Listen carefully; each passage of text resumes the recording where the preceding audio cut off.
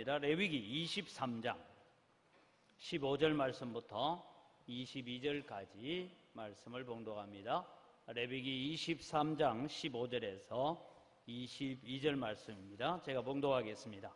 안식일 이튿날 곧 너희가 요제로 곡식단을 가져온 날부터 세어서 7 안식일에 수요를 채우고 7 안식일 이튿날까지 합하여 50일을 계수하여 새 소제를 여호와께 드리되 너희의 초소에서 10분의 2 에바로 만든 떡 2개를 가져다가 흔들지니 이는 고운 가루에 누룩을 넣어서 구운 것이요 이는 첫 요제로 여호와께 드리는 것이며 너희는 또 이 떡과 함께 1년 된 흠없는 어린 양 7마리와 어린 수소 1마리와 순양 2마리를 드리되 이것들을 그 소제와 그 전제물과 함께 여호와께 드려서 번제로 삼을지니 이는 화제라 여호와께 향기로운 냄새며 또 순염소 하나로 속죄제를 드리며 1년 된 어린 순양 2마리를 화목제물로 드릴 것이요 제사장은 그 첫 이삭의 떡과 함께 그 2마리 어린 양을 여호와 앞에 흔들어서 요제로 삼을 것이요 이것들은 여호와께 드리는 성물이니 제사장에게 돌릴 것이며 이날에 너희는 너희 중에 성회를 공포하고 어떤 노동도 하지 말지니 이는 너희가 거주하는 각처에서 대대로 지킬 영원한 규례니라. 너희 땅에 곡물을 벨 때에 밥 모퉁이까지 다 베지 말며 떨어진 것을 줍지 말고 그것을 가난한 자와 거류민을 위하여 남겨두라. 나는 너희의 하나님 여호와니라. 아멘. 오늘 우리를 여기까지 인도하시고 창조하신 하나님을 찬양합니다. 찬양처럼 그 하나님을 영원토록 찬양하며 노래하며 걸어가는 우리의 믿음이 되게 하여 주시옵소서. 오늘도 우리가 또 맥추제를 맞이하여서 우리가 하나님 앞에 감사하며 또 예물을 준비하여 예배합니다. 하나님 오셔서 우리의 예배를 받으시고 말씀 들을 때 깨닫는 지혜들을 저희들에게 허락하여 주시옵소서. 감사합니다. 예수님 이름으로 기도드립니다. 아멘. 지금도 이스라엘 나라에서는 유대교 가운데서도 여전히 그들은 유월절과 우리가 말하는 맥추절 그리고 추수감사절 그래서 수장절이다라고 말하는 이런 절기들을 잘 지켜갑니다. 유월절은 우리가 잘 알다시피 애굽에서 이스라엘을 건져내신 날을 기념하여서 그날에는 한 주간 동안 집에 누룩이 없는 마른 땅 딱딱한 떡을 먹으면서 그들은 고난의 시기를 기억하면서 유월절을 지킵니다. 그래서 유월절의 다른 이름은 무교절이다. 그래서 우리가 부풀개를 넣지 않는 그런 떡을 먹고 사는 날이다라는 의미를 가집니다. 그리고 이제 우리가 오늘 말하는 맥추절, 맥추감사주의를 우리가 맞이하는데 이 맥추절의 다른 이름은 오순절이다라고 말을 하기도 합니다. 오순절이라고 하는데 이 오순절이라는 의미는 6월절을 지나고 난 다음에 50일째 되어지는 날이다. 그래서 오순절이라고 말하고 또 이 날짜를 77절이다라고 말하기도 하는데 77절이란 말은 6월절을 지나서 7번의 주일을 헤아려서 지나는 절기다. 그래서 77절이다. 그렇게 말을 하기도 합니다. 그 다음에 이스라엘 백성들이 지키는 절기는 오늘 이 레위기 23장에 전반적으로 나오는 절기들이 나오고 있는데 그들은 흔히 추수절, 장막절이라고도 말하고 수장절 모든 것을 잘 창고에 들여놓았다 해서 우리로 말하면 추수감사주의를 지킵니다. 그 다음에 여러분 이들이 지키는 절기 가운데 대속죄일이다 해서 7월 10일을 그들은 대속죄일로 지키는 이런 절기를 지킵니다. 그런 가운데 오늘 우리는 맥추감사주의를 우리가 맞이하는데 늘 우리는 도시 생활하는 사람들에게 있어서 맥추절이 정말 필요할까 하는 그런 의문들을 가지게 되고 많은 도시에 있는 교회 청년들이 저는 농사도 안 짓는데 무슨 맥추절을 지키란 말입니까? 저는 농사도 짓지 않는데 무슨 추수감사절을 지킵니까? 이런 의문들을 가지게 되어집니다. 그런 의문에 대해서 오늘 제가 드리고 싶은 말씀은 하나님께서 오늘 이 맥추절이 가지고 있는 영적 교훈이 어떤 것인가 이런 것을 우리가 바라보면서 이 절기를 지켜가야 되고, 여러분 특별히 우리는 교회가, 우리 한국 교회는 특별히 성탄절, 그 다음에 고난주일, 부활주일 뭐 이런 교회의 절기들을 지켜갈 때 꼭 우리 마음속에 가져야 될 것이 하나 있는데, 그것은 예수 그리스도의 십자가와 부활을 기억하지 않는 절기는 다 쓸모없는 절기다. 그 다음에 예수 그리스도의 십자가와 부활을 기념하면서 절기를 지켜야 되지만, 또 한 가지 기억해야 될 것은 우리는 다시 오마 약속하신 예수 그리스도의 재림을 기대하는, 재림을 바라보는 마음이 없는 절기들은 그냥 너희들끼리의 행사지 나와는 상관없는 것이 되어진다. 그렇게 하나님께서 말씀하실 수도 있습니다.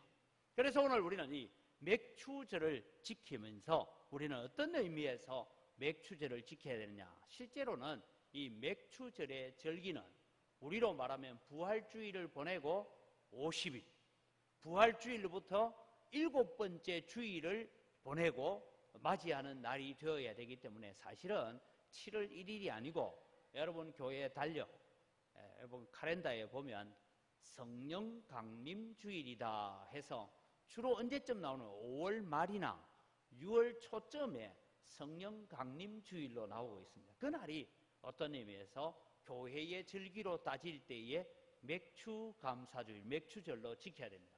그럼 왜 한국 교회는 7월 1일을 맥추 감사주일로 딱 고정해 놓고 지키느냐? 그래서 지금 여러 교회들 가운데서는 성령 강림주일을 맥추절로 지키는 교회들도 많이 있습니다. 그런데 왜 한국 교회는 7월 첫 주일을 맥추 감사주일로 했냐? 이것은 농경 문화가 가지고 있었던 전통입니다. 여러분, 제가 어릴 때에 어른들이 하시는 말씀이 있었어요. 보리타작하고 밀타작하고 그 다음에 뭐 하죠? 모내기 하잖아요. 그때는 우리 초등학생이 뭔 도움이 된다고 국민학교 다닐 때도 일주일씩 뭘 했어요? 일주일씩 방학 비슷한 걸 해가지고 집에서 일도 하라 했어요. 그래서 저도 어릴 때도 도리깨로 가지고 보리타작도 해보고 뭐 그렇게 해봤습니다. 그럴 때 어른들이 하시는 말씀이 혹 여러분 들어보셨는지 모르겠어요. 바쁠 때는 부엌에 있는 부찌개기도 일어나서 일한다. 들어보셨어요? 안 들어본 사람은 신세대고 들어본 사람은 옛세대 사람입니다. 저는 들어봤어요. 부찌개기도 일어나서 일한다. 이런 시절이었어요. 그래서 여러분 복음이 들어왔는데, 원래는 성령 강림주의를 우리가 맥추절로 지켜야 되는데, 그러려다 보니까 부찌개기도 일어나서 일해야 되는 시기에 뭐 감사주의를 지키려고 하면 너무 복잡한 거예요. 그래서 보리추수 끝내고 밀수확을 다 끝내고 모내기 다 끝내고 보니까 7월 첫 주일이 제일 좋겠다. 그렇게 해서 7월 첫 주일을 맥추 감사주일로 지켜왔습니다. 저는 아직도 이런 절기, 추수 감사주일, 맥추 감사주일 될 때마다 늘 어릴 때 교회 마당이 생각나요. 오늘 주일 같은 경우는 요즘은 시골에도 그래 안 합니다. 예전에는 시골 마당에 맥추 감사주일 되면 보리까마가 집집마다 보리까마 11조를 가져왔어요. 우리 밭에 이번에 전부 추수를 해보니까 보리가 100까마가 나왔습니다 하면 그 중에 좋은 알곡들을 골라서 10까마를 11조를 교회에다가 가져라, 현물을 가져왔어요. 밀도 타작해서 현물 가져오고, 그 다음에 감자도 캐가지고, 감자도 그때는 제가 볼 때 어릴 때인데 이 요즘처럼 이런 박스가 없었어요. 나무로 만든 괴짝, 거기에다가 감자를 담아가지고 11조를 가져다 놨어요. 참 우리는 행복했습니다. 왜냐하면 가져다 놓은 보리밀은 여름 성경학교하고 겨울이 올 때까지 그게 교회 가면 미숫가루도 해주고 그거 가지고 또 볶아주기도 하고 먹었고, 감자는 삶아주기도 하고, 그래서 주일학생 간식거리였고 교역자의 식량으로 그것을 제공했던 시절이 있었습니다. 그리고 이제 그러다가 가을 추수감사주일 되면 뭐가 갖다 놨겠어요? 나라 가마니, 벼 가마니를 또 11조 갖다 놓고, 고구마 캐가지고 또 11조 가져다 놓고, 이러면 그 고구마는 또 다 주일 학생들 거였어요. 그래서 주일마다 고구마 사면 요즘은 아이들 보고 고구마 삶아주면 맛없다 이래요. 잘 안 먹어요. 배를 고파봐야 알아요. 그런데 그렇게 지켜왔습니다. 그래서 이런 전통들이 7월 첫 주일을 맥주 감사주일로 지키는 오랜 한국교회의 전통 가운데 있다. 그러나 사실은 이 맥주절이 성령 강림주일하고 같이 가야 돼요. 근데 성령 강림주일이요, 고무줄처럼 왔다 갔다 합니다. 어떨 때는 5월 초가 됐다가, 어떨 때는 6월 초가 됐다가, 그 사이에서 성령 강림주일이 왔다 갔다 해요. 성령 강림주일이 왜 오락가락 하느냐 하면, 뭐가 오락가락 하느냐 하면 부활주일이 오락가락 하죠. 저는 부활주일이 3월 셋째 주일, 3월 마지막 주일 이렇게 딱 정해놓으면 좋을 것 같은데, 부활주일이 앞으로 왔다가 뒤로 갔다가 이렇게 합니다. 그럼 부활주일이 왜 왔다 갔다 하느냐? 지난번에 설명했는데 기억하시려면 손 들어보세요. 부활주일이 왜 왔다 갔다 하죠? 이래 가르쳐도 기억을 못하니까 또 복습하고 반복하고 해야 됩니다. 부활주일이 왜 왔다 갔다 하냐? 부활주일 따라서 성령 강림주일이 왔다 갔다 합니다. 왜 왔다 갔다 하느냐 하면, 부활주일을 정하는 기준이 있어요. 왜냐하면 예수님 당시에 사용했던 원력들이 음력이었어요. 그래서 음력을 기준으로 하다 보니까 왔다 갔다 하는데, 이제 기억하시고, 부활주일은 뭐냐? 한번 따라합시다. 춘분 지나고, 첫 번째 보름달 지나고, 맞이하는 첫 주일. 그러니까 여러분, 춘분이 3월 21일쯤 됩니다. 춘분이 지나고 첫 번째 만월, 그죠? 보름달이 돼요. 보름달이 되고 그 다음에 오는 첫 번째 주일이니까 생각을 이뤄봅시다. 춘분이 지나자마자 22일이 보름달이야. 그러면 그 다음 주일이 바로 부활주일이 돼요. 그런데 여러분, 춘분이 지날 때쯤 돼서 금음이라, 아니면 춘분이 가까이 됐을 때 춘분 앞날이거나 춘분 당일이 보름달이었어요. 그러면 어떻게 돼요? 한 달 뒤로 밀려지죠. 그래서 부활주일이 왔다 갔다 하고 있다. 그걸 여러분 우리가 이해를 하면 되겠어요. 이건 시험 나옵니다. 여러분 천국 갈 때 부활주일이 왜 왔다 갔다 하냐 하거든. 시험 잘 쳐야 돼요. 그런데 여러분, 오늘 우리가 이 맥추절도 성령 강림주일이 그렇게 왔다 갔다 하는 길이를 가지고 있다, 이해를 하고, 오늘 우리는 이 맥추절이 우리에게 주는 영적 교훈, 내가 보리농사를 짓지도 않고 밀농사를 짓지도 않는데 왜 맥추절이 우리에게 이렇게 중요합니까? 하는 의미를 살펴봅니다. 이 유대인들이 지키는 이 맥추절의 명칭을 보면 곡식을 첫 추수하는 것에 대한 감사의 마음을 담아서 드립니다.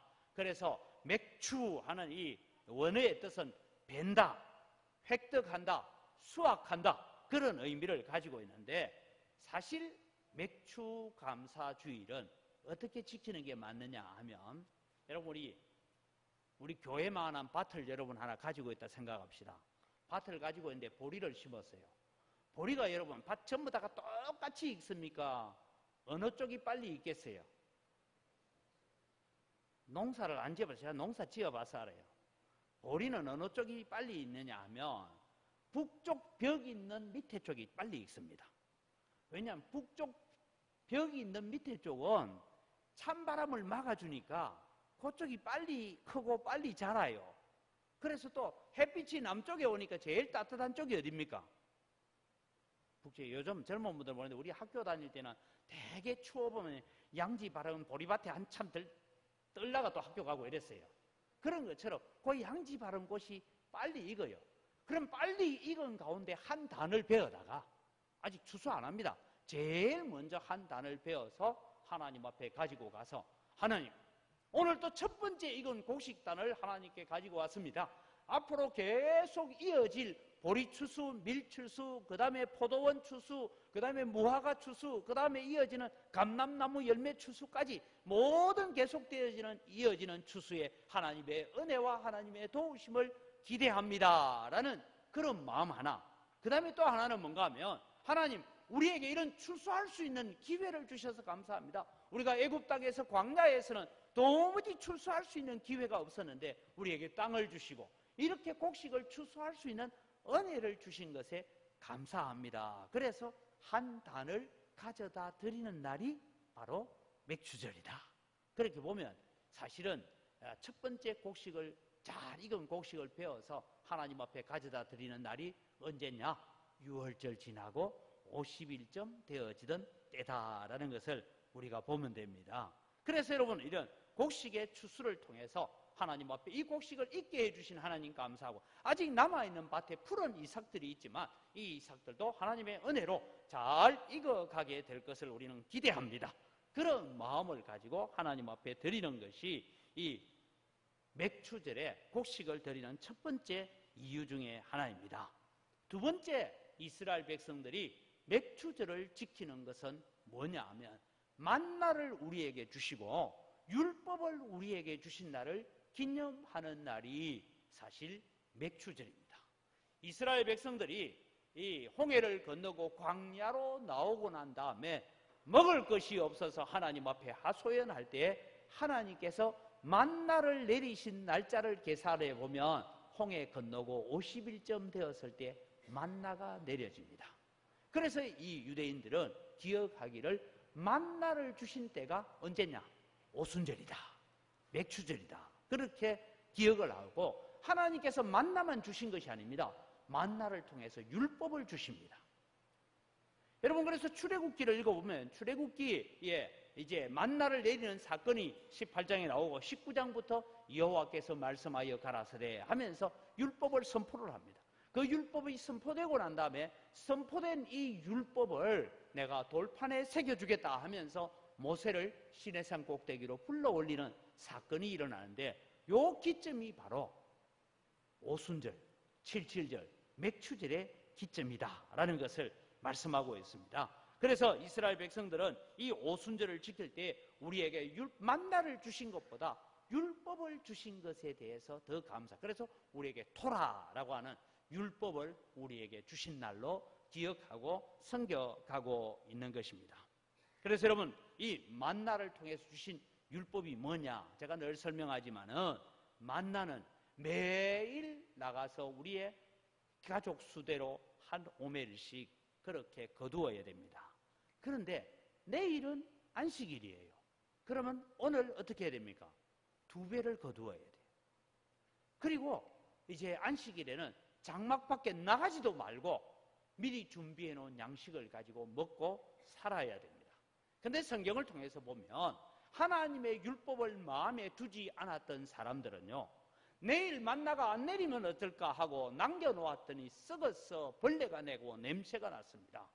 그 다음에 여러분, 안식일이 언젠지도 잘 모르고 살다 보니까 오늘이 주일인지 토요일인지 월요일인지 구분도 없이 세상에 바쁘게 살다 보니까 만나를 거두러 나갔더니만 아무도 안 나왔어. 왜 만나가 없지 하고 아무리 찾아봐도 만나가 없어요. 왜요? 그날은 안식일이었기 때문에 하나님 주시지 않아요. 그래서 그날은 온 가족들은 굶으면서 금식 기도를 하고 살았던 날이었다. 그것이 성경에 나오고 있는 이야기입니다. 그래서 하나님께서 만나를 통해서 주신 교훈이 뭐냐? 너희가 떡으로 사는 것이 아니라 여호와의 입으로부터 나오는 모든 말씀으로부터 살아가는 것을 가르치고 배우게 한 날이 맥추절이다, 이 말입니다. 그래서 우리는 이 맥추절에 더욱더 우리는 하나님의 말씀을 사랑해야 되고 하나님의 율법과 하나님의 말씀대로 우리가 되돌아가는 그런 훈련들을 감당해야 되는 날이 맥추절입니다. 그러니까 맥추절 지켜야 되겠어요? 안 지켜야 되겠어요? 지켜야 되겠죠. 네. 그 다음에 여러분, 이 맥추절이 신약에 오면 오순절로 바뀌어집니다. 오순절은 성령 강림절입니다. 이 맥추절이 오순절이라는 이름으로 불려지게 된 것은 언제인지 잘 모르지만 대체로 이렇게 역사적인 자료를 보면 오순절이라는 단어가 나오는 시기가 마카비 전쟁 시절이다라는 기록이 있습니다. 이 마카비는요, 알렉산더 왕에 의해서 점령당했던 이 가나안 땅, 그 다음에 다시 로마가 강해지면서 로마가 다시 이 팔레스틴 지역을 점령해 옵니다. 그래서 여러분, 긴 세월 동안 대략 한 300년 가까이 다시 이 팔레스틴이 외부의 지배 아래에 있게 됩니다. 이럴 때에 주님 오시기 전 대략 160년 전쯤에 마카비라는 사람이 일어나서 독립전쟁을 합니다. 이 독립전쟁을 할 때에 오순절이라는 단어가 사용되어집니다. 그래서 신약 성경에 오면 77절이다, 맥추절이다 이런 얘기가 없고 오순절이라는 단어를 쓰고 있습니다. 예수님께서 십자가에 죽으시고 부활하실 때가 6월절을 기점으로 해서 일어났다며, 그리고 난 다음에 예수님이 40일 동안 세상에 계시다가 이제 너희는 예루살렘을 떠나지 말고 하나님께서 약속하신 내가 너희에게 보내줄 성령을 기다리라. 그래서 10일 동안 그들은 오순절의 날이 이르기까지 마가 요한 어머니의 다락방에서 모여서 120명의 성도들이 기도하고 있을 때 성령 강림의 역사가 일어났습니다. 그래서 이 성령 강림으로 말미암아서 어떤 일이 일어나느냐, 바로 복음이 유대인을 넘어서 이방인에게까지, 그래서 그 벽을 넘어서 오늘 우리에게까지 복음이 전해져서 우리가 예수 믿고 하나님의 자녀가 되는 축복을 누리게 된 줄 믿으시기 바랍니다. 그래서 우리는 이 오순절을 기념할 때에 맥추 감사주의, 꼭 보리 농사를 짓고 보리를 추수하는 그런 의미가 아니라 사실 우리는 율법을 주신 하나님, 그리고 말씀을 주신 하나님, 성령을 우리에게 보내어 주신 하나님을 우리가 기억하고 기념하면서 지키는 절기가 오늘 맥추 감사주일이다. 그래서 이제는 묻지 마십시오. 나는 보리 농사도 안 짓고 밀 농사도 안 짓는데 왜 맥추 감사주일을 지켜야 됩니까가 그것이 아니라, 만나를 주신 것을 기념하는 것이 아니고 만나를 주시면서 뭘 주셨다고요? 율법을 주신 것을 기념하고, 오순절에 성령 강림을 통해서 교회가 유대인의 벽을 넘어서 이방인으로까지 복음이 전파되어지고 그 복음이 오늘날 우리에게까지 전달되어진 것에 대한 감사의 마음으로 지켜지는 것이 맥추 감사주일이다. 그래서 구약의 많은 약속과 언약들이 성취되어진 날로 우리가 기념하는 맥추 감사주일을 하나님 앞에 감사함으로 지켜가는 여러분 되기를 바랍니다. 그래서 이 맥추절은 지키는 날은 언제냐 하면 이 신명기 16장 9절에 보면 곡식에 낫을 때는 첫날부터 7주를 계수하여서 절기를 지키라. 그래서 6월절로부터 50일이 지난 날, 즉 구속의 절기를 근거로 하여서 지켜지는 날짜가 맥추절이다. 그것이 신약에 와서는 성령 강림, 성령 충만과 연관이 있는 날이다라는 것입니다. 그럼 이 맥추절은 누가 지켜야 되느냐? 여러분, 성경이 선포되어지는 이때에 이스라엘 백성들은 전체가 예수 믿는 사람이기 때문에 이스라엘 전체가 교회고 이스라엘 전체가 신정 국가입니다. 그러나 오늘 우리가 살고 있는 여기는 여러 가지 종교를 인정하는 다종교 시대를 살고 있습니다. 그럼 여러분, 맥추 감사주일은 누가 지키느냐? 어떨 때는 보니까 예수님 탄생하신 성탄절에는 저 절에도 아기 예수의 탄생을 축하합니다 하고 현수막 걸어놓을 때가 있어요. 그런데 여러분, 그런 축하를 주님은 기뻐받지 않습니다. 누가 맥추절을 지키고 절기를 지킬 수 있느냐 하면, 구약시대에는 6월절의 의미를 아는 자들이 맥추절을 지켜요. 6월절의 의미를 안다는 것은 애굽 땅에서 우리가 건진받았고 애굽 땅에서 우리가 나와서 구원받았다는 것을 기억하는 자들입니다. 그 다음에 여러분, 오늘 우리에게 있어서 맥추절을 지키는 자는 십자가의 죽으심과 십자가의 부활의 의미를 아는 자들이 지켜야 된다. 그래서 여러분, 오늘 우리는 이 맥추절에 나를 위해서 십자가에 죽으시고 죽음으로 끝나지 않고 부활하신 주님께 감사하는 여러분 되기를 바랍니다. 그런 감사의 마음이 담겨져서 예배해야 되고, 그런 감사의 마음이 담겨진 헌물을 드릴 수 있는 것이 오늘 우리가 맥추절을 지켜가는 자들이 되어야 된다라는 것입니다. 그 다음에 여러분, 이 맥추절을 지킬 때는 어디에서 지켜야 하느냐라는 장소 문제가 등장을 합니다. 광야에서는 여러분, 하나님께서 맥추절을 지키라고 했지만 광야에서는 맥추절을 한 번도 지키지 않았어요. 왜냐하면 광야에서는 아직 약속된 땅이 아니기 때문에. 그런데 이스라엘 백성이 가나안 땅에 들어갑니다. 가나안 땅에 들어가서 그들이 맥추제를 지킬 때는 어디서 지키느냐 하면 왕정시대가 오기 전까지는 하나님의 언약궤가 있던 실로에서 지켜야 했습니다. 그리고 이제 다윗 왕 시절에 들어서면서 성막이 세워지고 솔로몬 시절에 예루살렘 성전이 세워질 때에 성전에서 이제 이 절기를 지켜야 됩니다.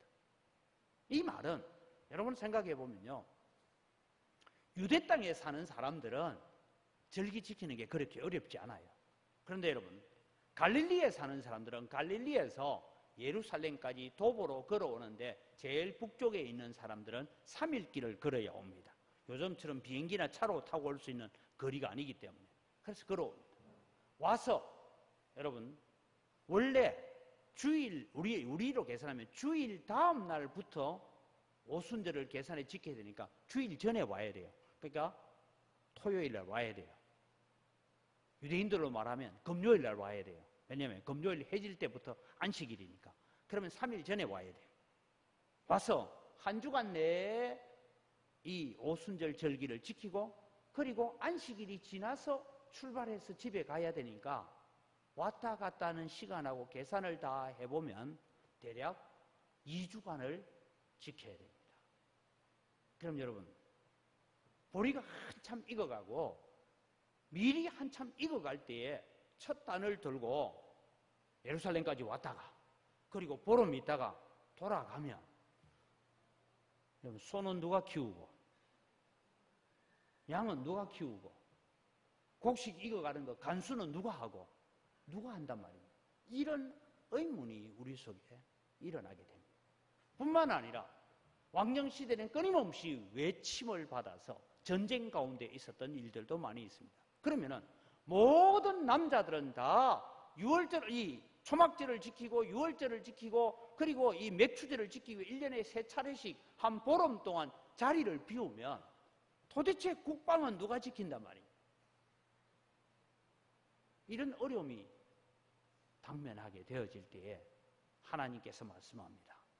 내가 너희 주변에 있는 열방의 나라들을 크게 두려워하게 하였어. 너희들이 절기를 지키는 동안에는 내가 너희들을 지켜 보호해 주겠다라고 약속합니다. 여러분, 이제 물어봅시다. 절기가 되어서 저 휴전선에 있는 군사들 전부 광주에 다 와가지고 예배하고 난 뒤에 다시 가라, 이러면 되겠어요? 안 되겠어요? 안 될 것 같죠? 그때 김정은이가 밀고 내려오면 큰일 난다, 이런 두려움이 있잖아요. 그런데 여러분, 나라를 지키고 나라를 보호하고 나라의 흥망성쇠는 대통령이나 국방이나 미국의 힘에 있는 것이 아니라 하나님이 긍휼히 여기시고 보호하셔야 되는 줄 믿으시기 바랍니다. 그 고백을 가지면서 모든 남자들이 예루살렘을 향하여 올라갑니다. 그래서 여러분, 이스라엘에는 여군 제도가 아주 뛰어난 이유 중에 하나가 거기에 있습니다. 남자들이 다 가고 나도 우리는 까딱없어 하고 여군들이 변방을 지키는 거예요.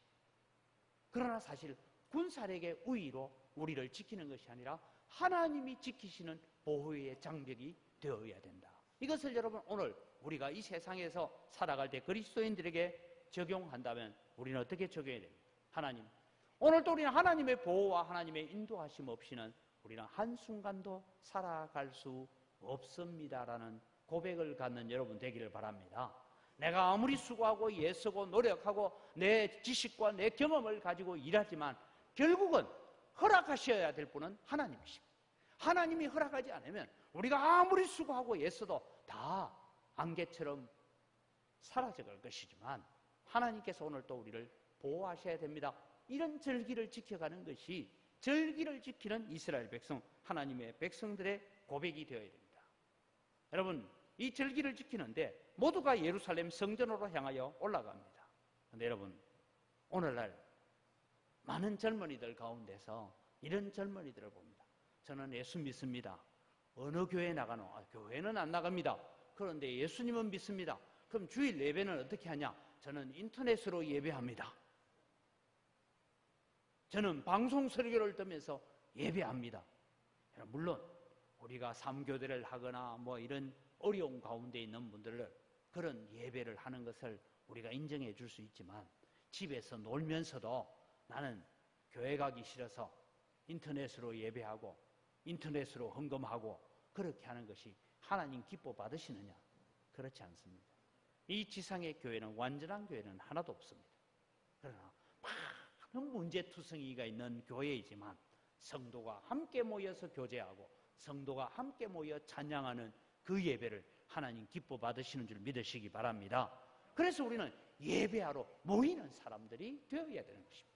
이것이 여러분 예배의 장소를 지정하고 있는, 특별히 맥추절은 반드시 너희들이 하나님의 언약궤가 있는 곳에 와서 성소에서 예배를 드리고 예물을 드리라고 명령하고 있는 하나님의 말씀의 기중성입니다.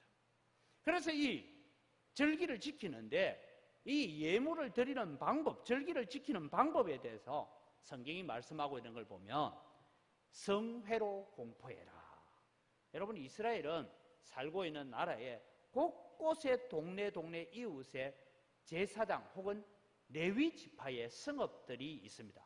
48개가 흩어져 있습니다. 이 48개 성읍 가운데서 제사장들이 맥추절이 다가오기 시작하면 나팔을 불기 시작합니다. 이 나팔은 그냥 은나팔이나 쇠로 만든 나팔이라, 반드시 그 나팔은 양의 뿔을 가지고 만든 나팔입니다. 양의 뿔을 가지고 만들었다는 것은 다르게 말하면 피 흘림이 없이는 죄사함이 없다, 그런 의미를 가지고 있습니다. 이 양각 나팔을 불기 시작합니다. 그러면 백성들이 이제 맥추절이 다가오고 있구나, 성회가 다가오고 있구나, 그것을 기억하면서 마음에 준비하여서 성회로 모이는 것입니다. 그리고 오늘 성경에 보면 이 나라는 아무 노동도 하지 말라, 육체의 일을 일체 금하고 오직 하나님께만 집중하는 날이래. 여러분, 사실 우리가 주일을 섬긴다 할 때에, 여러분 오늘날 현대사회가 너무 상교대다 이교대다 복잡한 시대를 살고 있어서 우리가 참 어려운 시절을 살지만, 여러분 우리의 마음은 주일은 온전히 영적인 일에만 집중한다. 예배하는 것과 또 내가 평소에 바빠서 들여다보지 못한 병문안을 한다거나 신방을 한다거나 우리 구역 식구들과 함께 기도한다거나 이런 영적인 일에만 집중하는 날이 되어야 된다라고 말씀하고 있습니다. 그래서 우리는 오직 하나님과 교제하고 하나님의 은총을 사모하며 기다리는 자가 되어야 됩니다. 그래서 하나님과 교제하고 하나님의 은총을 헤아려 보고 감사합니다. 근데 여러분, 제사를 드려요. 오늘 제사를 보니까 구약에 나오는 모든 제사가 맥추절에는 다 드려집니다. 그 중에 여러분 속죄제가 있습니다. 구약의 5대 제사 가운데 속죄제를 드리는데, 속죄제는 유월절 구속의 어린 양을 기억하면서 드리는 것이죠. 곡식을 바치는 날에 왜 속죄제를 드립니까? 감사의 제사를 드려야 되는데 왜 속죄제를 먼저 드리느냐? 십자가 없는 예배는 하나님 기뻐받지 않습니다. 예수 그리스도의 십자가의 보혈을 의지하여 나오지 않는 예배는 하나님께서 가정스럽게 여기는 예배다. 그런데 오늘날 많은 예배들이 축제 위주로 나가는 것에 대해서 우려를 가지고 있는 것이 그런 이유입니다. 여러분, 십자가 없는 곳에는 면류관도 없는 줄 아시기 바랍니다. 십자가 감당하는 자에게 면류관이 있습니다. 십자가 지는 자에게 생명의 면류관이 있고 의의 면류관이 있는 줄 믿으시기 바랍니다. 그래서 우리는 십자가에 대한 고민을 가져요. 그래서 우리는 그 십자가를 통해서, 속죄제를 통해서, 오늘도 우리가 꼭 속죄제 하니까 내 죄만 막 고백하는 그런 의미가 아니라 예수 그리스도의 십자가의 보혈이 없으면 나는 도무지 살 수 없는 자입니다. 이 고백을 가지고 나아가는 속죄제를 드립니다. 그 다음에 화목제를 드립니다. 화목제는 성령의 충만함과 교제로 말미암아 하나님과 나와의 막힌 담을 허물어서 하나님과 영적 교제를 나누고 이웃과 다른 성도들과 함께 영적 교제를 나누는 그런 화목을 다시 한번 점검하는 날이 맥추절이다라는 것을 기억해야 됩니다. 그 다음에 여러분, 요제를 드립니다. 요제는요, 어린 양의 앞다리와 앞가슴을 두고 제단 앞에서 이렇게 흔드는 거예요. 뭐 흔드니까 여러분 이게 뭔다고 흔드느냐? 이 흔드는 의미. 그 다음에 떡을 만들어 그 떡을 흔드는데 이 흔드는 의미가 뭐냐 하면 오직 하나님께만 귀한 것을 드립니다. 하나님만 지극히 높여드립니다. 라는 의미의 제사가 흔들어 드리는 제사다라는 것입니다. 그 다음에 여러분 번제. 번제는 우리가 다 알죠. 내 모든 거 다 태워서 드리는 헌신의 예배를 드립니다 하는 헌신입니다. 근데 여러분 중요한 것은 소제입니다. 여러분 소제의 예배가 무엇을 의미하고 있느냐 하면 소제는 곡식을 갈아서 드리는 것입니다. 제가 한번 이제 시골에 가서 어머니께서 고추를 이렇게 다 이렇게 닦아가지고 방앗간에 가서 이 고추를 좀 빻아오래요. 그래서 차를 가지고 이제 고추를 빻으러 갔더니 그냥 뭐 예사로 가서 이거 좀 빻아주세요 했더니 방앗간 아저씨가 하는 말이 이거 김치 담글 거요? 고추장 만들 거요? 이런 물어요. 모르겠는데요. 그럼 전화 한번 해보소. 집에 전화하세요. 어머니, 방앗간 아저씨가 김치 담을 건지 고추장 담글 것이 묻는데 남자들은 잘 모르죠. 김치 담그는 건 대충 갈아가 오면 되고 그죠? 고추장 담그는 어때요? 예? 곱게 갈았는데 어느 정도 곱게 갈아야 돼요? 거의 흔적이 없도록 갈아야 돼요. 여러분 고운 가루로 소제를 드리는 것은 요즘처럼 기계가 있는 시절도 아니고 말하면 뭡니까? 빻아야 되잖아요. 빻는데 그것을 고운 가루가 나오도록 빻으려면 저는 이것을 보면서 우리가 하나님 앞에 나올 때 우리의 모습이 어떠냐? 깨어지고 어떤 알갱이도 남지 않은 흔적 없이 깨어지는 그런 마음으로 주님 앞에 나와야 은혜가 있는 줄 믿으시기 바랍니다. 우리는 종종 나오면서 내 자존심이 있고 내 경험이 있고 내 지식이 있고 내 삶의 기준이 있고 내가 체면이 있고 뭐 이런 거 온갖 거 다 들고 나와요. 그래 나오다 보니까요 어떤 사람도 있느냐 하면 오늘 내가 갔더니 권사님 내보고 아는 척도 안 하더라. 그럼 지가 먼저 아는 척하면 안 되나? 그렇죠. 아이고 오늘 내가 장로님 보고 인사를 했는데 장로님 내를 보도 안 하고 고개 돌리더라. 그래 고개 돌린 게 미워서 고개 돌린 게 옆에서 누가 부르니까 고개 돌렸어요. 그런데 여러분 우리가 이런 마음들이 우리 속에 있는 건요 아직 내가 부수어지지 못하고 깨어지지 못한 증거입니다. 우리는 소제로 하나님 앞에 예물을 드릴 수 있는 자가 되기를 바랍니다. 자존심도 깨어지고 내 경험도 깨어지고 내 지식도 깨어지고 내 체면도 깨어지고 모든 것이 부수어지고 깨어졌어. 주님 앞에 소제로 드려지는 제사, 이것이 맥추절에 드려지는 제사입니다. 그래서 이 모든 것을 가지고 정리를 합니다. 오늘날 우리에게 특별한 교훈으로서 주어지는 맥추감사주일은 무엇인가? 여러분 오늘 우리에게 맥추감사주일은 무엇일까? 첫 번째는 지금까지 베푸신 은혜에 대한 감사가 되는 절기가 되기를 바랍니다. 멀리 내다보지 마시고 1월 1일부터 오늘까지 살아오는 전반기의 삶을 살아올 때에 참 하나님의 은혜였습니다. 하나님의 도움이었습니다. 라는 것을 우리가 고백하며 살아야 됩니다. 이번에도 제가 서울에 갔다가 그 생각을 해요. 서울에 다시 한강에 다리를 한 두세 개 놓고 있더라고요. 그런데 여러분 아주 오래전이면 성수대교 중간판 하나가 떨어진 기억 하시죠? 제가 아는 분은요 자기 뒤에 버스가 따라오고 있었어요. 자꾸 버스가 좀 빨리 가자고 자꾸 해서 급하게 자기도 좀 빨리 갔대요. 싹 갔는데 버스가 없어져 버렸대. 하고 돌아보니까 자기는 건넜는데 자기 다음에 상판이 떨어지는 말 버스가 밑에 떨어졌잖아요. 지금도 그 친구가 그런 얘기야. 죽을 뻔했다. 조금만 늦게 갔으면. 여러분 우리가 세상을 살아가면서 우리 앞에 일어나는 여러 가지 사건 사고들을 보면 여러분 우리가 하나님이 순간순간 우리를 붙들지 않으면 우리는 살 수 없는 자입니다. 그래서 여러분 하나님이 보호하심과 인도하심이 있어서 오늘 내가 살고 있다. 그 다음에 여러분 우리는 이 맥추절은 영적으로 추수하는 절기가 되어야 됩니다. 내가 하나님의 추수함을 받아서 하나님의 자녀가 되었다면 나도 이제 나가서 또 다른 사람을 추수해서 하나님의 곳간에 들여놓는 그런 일들을 우리가 감당하는 절기가 되어야 된다는 것입니다. 그 다음에 이 맥추절은 성령 강림주일입니다. 오순절입니다. 그렇다면 우리는 오늘 또 성령 충만함을 기도하는 절기로 살아가는 여러분 되기를 바랍니다. 늘 저도 기도할 때마다 하나님 앞에 그렇게 하나님 내 힘으로 할 수 없으니까 주의 성령으로 오늘 또 나를 붙들어 주옵소서. 어떨 때는 주님 앞에 나와서 하소연할 때도 있습니다. 주님 너무 힘들어요 주님. 근데 여러분 제가 보니까 힘든 것 같아요? 힘 안 든 것 같아요? 예? 제가 힘들게 사는 것 같아요? 되게 기쁘게 사는 것 같죠? 웃는다고 웃는 게 아닙니다. 근데 여러분 왜 웃을 수 있느냐?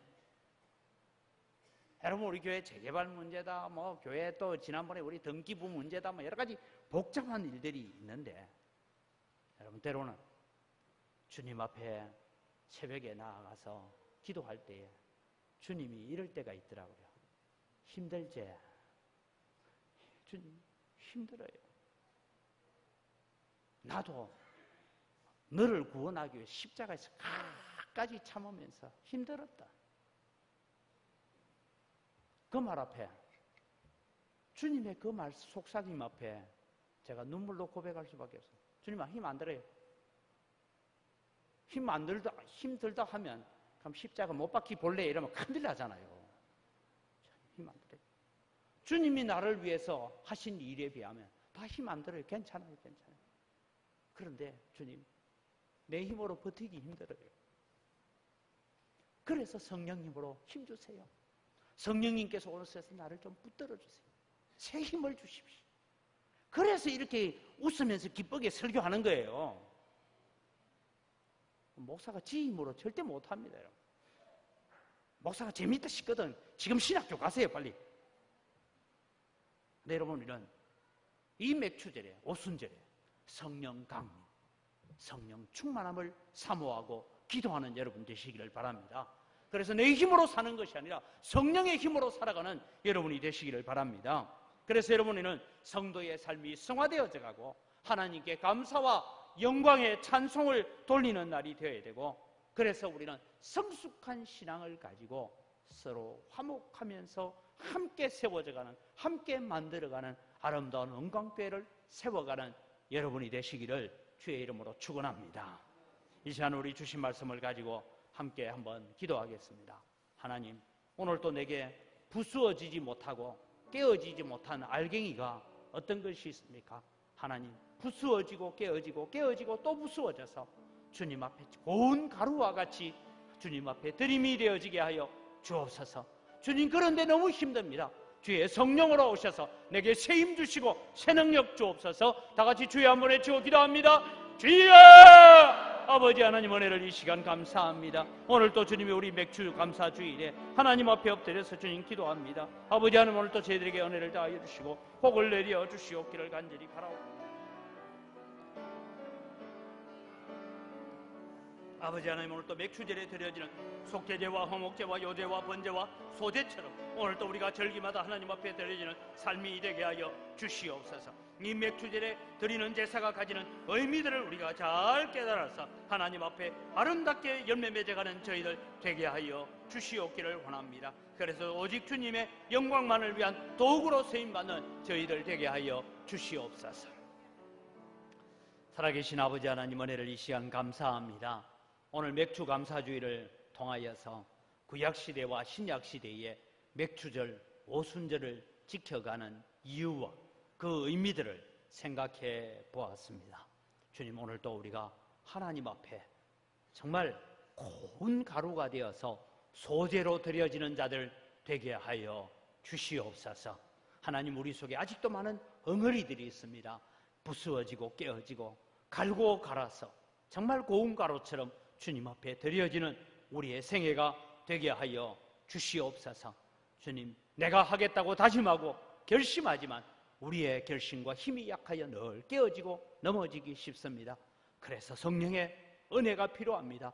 그래서 오순절에 내렸던 성령 충만함과 같은 역사가 오늘도 우리 속에 충만하게 일어나서 고난까지도, 장미꽃 가시까지도 감사하며 살 수 있는 믿음의 자리에까지 성숙해가는 우리 영광교회 성도들 되게 하여 주시옵소서. 감사합니다. 예수님의 이름으로 기도드립니다. 아멘.